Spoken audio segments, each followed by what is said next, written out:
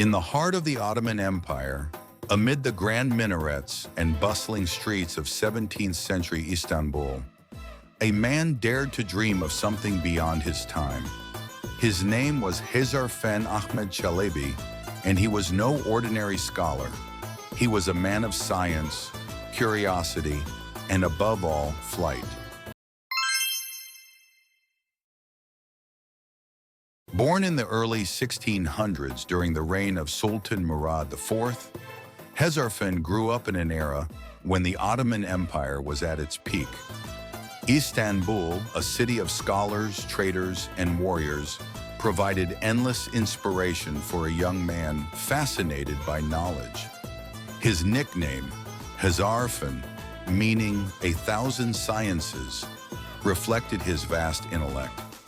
From an early age, Hezarfen was drawn to mathematics, physics, and engineering. He studied the works of ancient scholars like Leonardo da Vinci and Algiers, who had written about mechanical flight.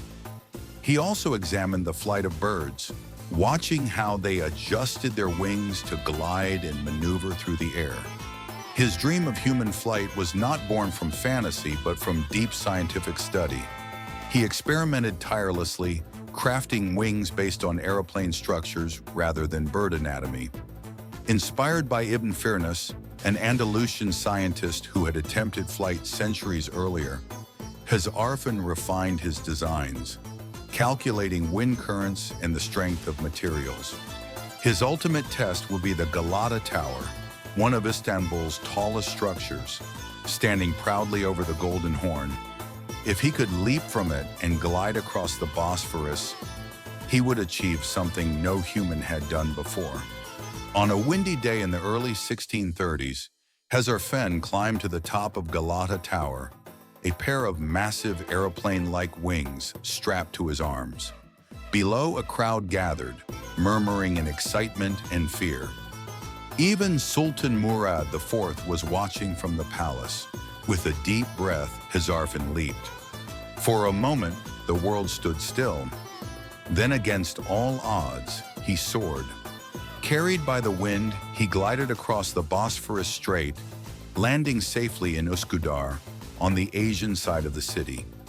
The people were in awe.